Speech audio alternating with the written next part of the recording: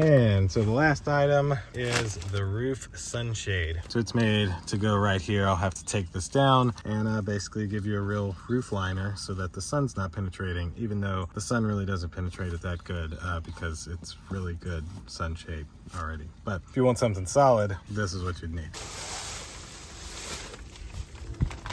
Ooh.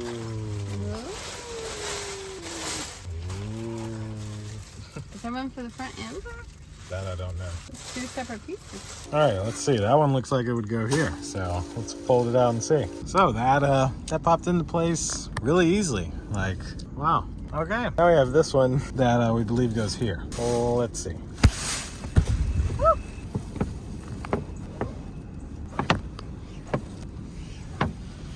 Well, that's pretty nice. So that was pretty easy. I like that they left the gap for the rear view mirror. Smart. And it goes up in just a snap. They do include these. If you want to put these in, these will keep it a little sturdier in place. Just kind of showing what they would look like. So I think that will do it.